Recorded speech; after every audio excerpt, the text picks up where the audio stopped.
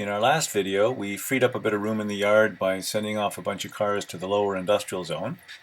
And in this video, we're going to do the same thing, but send cars to the upper industrial zone. The outside track, or the thoroughfare track as we call it, already has a few cars destined to the upper industrial zone. So it's a matter of kicking out cars that don't belong there and fishing out some cars from the adjacent track to build a short transfer or local job that will free up even more space so we can spot the remaining cars that are destined to local industries in this area. The liquid sugar tank car and the 60-foot auto parts car are two of those cars that are destined to industries adjacent to the yard here, so they're being set aside.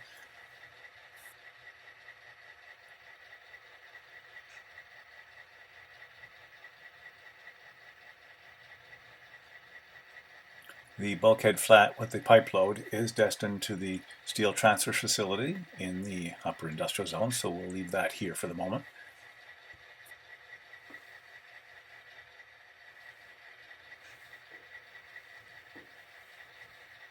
And now we move over to track number 2, adjacent, and we're going to dig out a car of plastic pellets and 2 carloads of newsprint paper for the printing company in the upper industrial zone.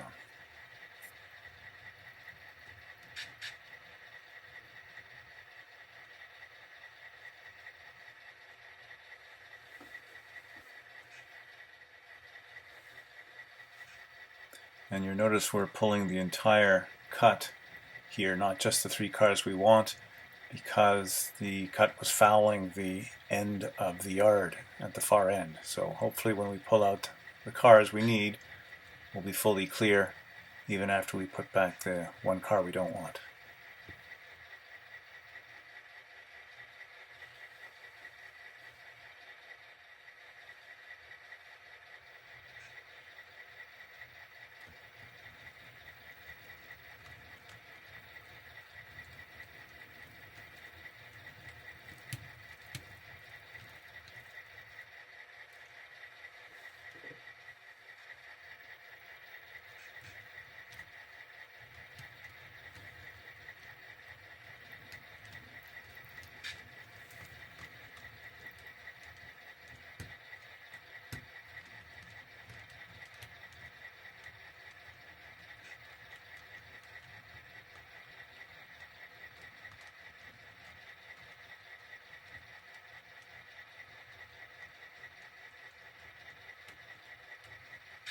This move actually completes the short transfer on the thoroughfare track. All we need to do now is find a caboose for it. But we're in luck because the light engine movement from the lower industrial zone brought back with it a transfer caboose, and we're just going to hop over to the arrival track and steal it so we can put it on the back end of the 6-car cut that's headed up to the upper industrial zone.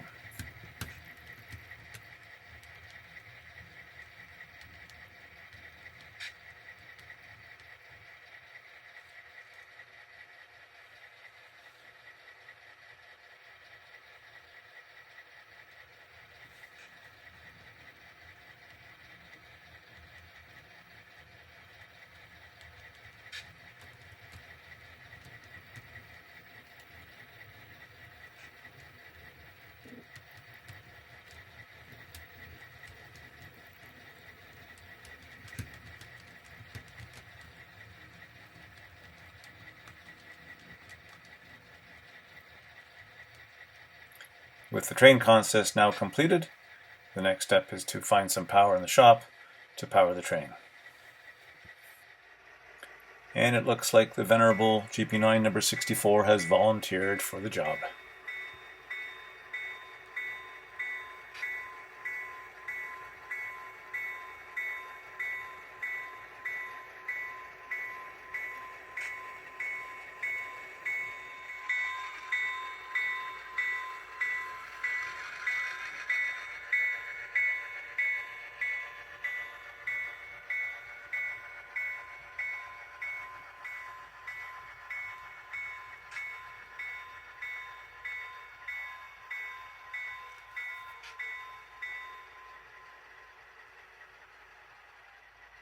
After a quick brake test and a check of our paperwork, we're on our way.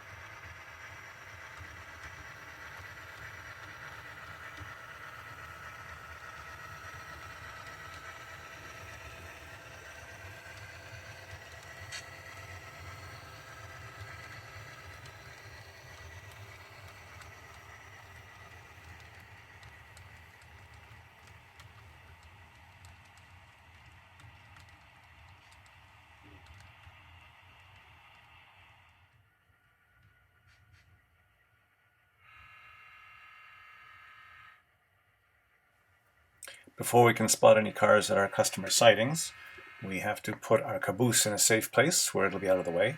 So we're going to shove it down onto the steel transfer facility lead track next to the SW 1500. This locomotive is kept here to serve customers that require cars to be respotted. And it's also here because there's no runaround track for reverse moves, and the steel transfer facility has a facing point switch.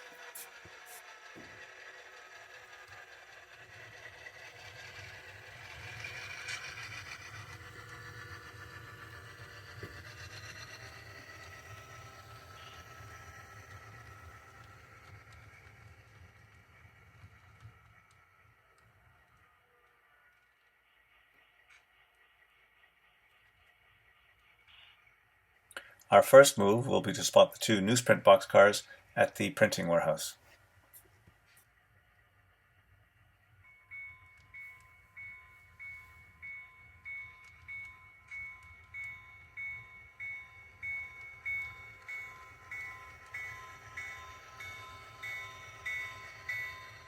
Can't you just hear those wheels squealing as they go around that very sharp curve?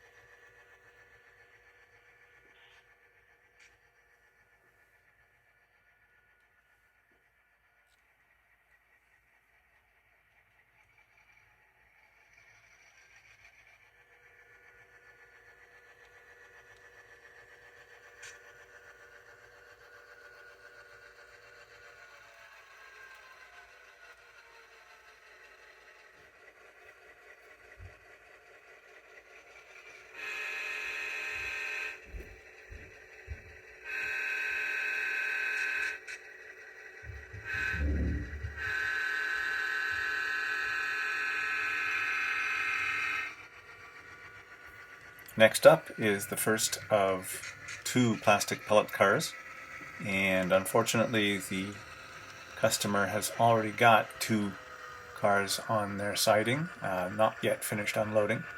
So these 2 plastic pellet cars are going to be placed on the adjacent siding until the customer is ready to swap these out for unloading.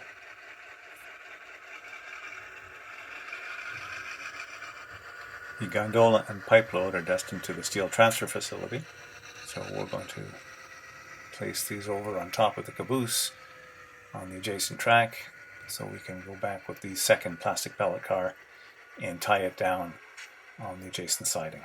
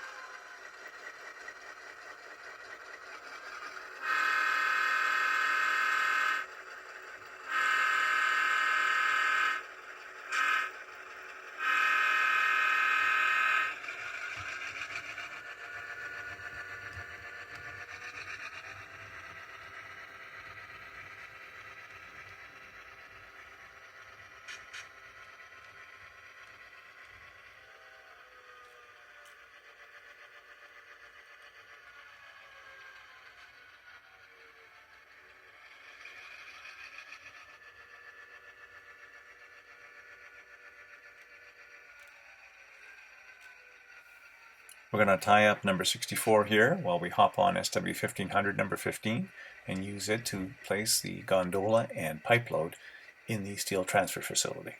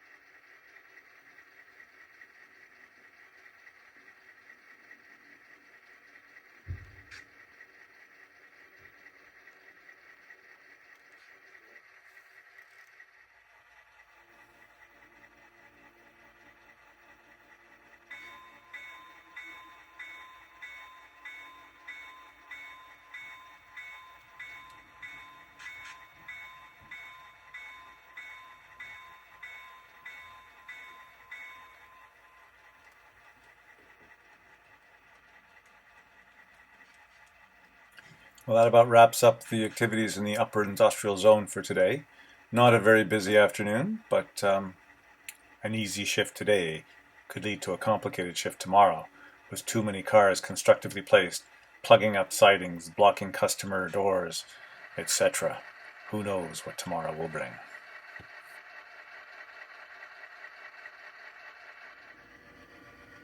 Meanwhile, back at the yard, the power from the lower industrial transfer job can finally make its way back to the shop.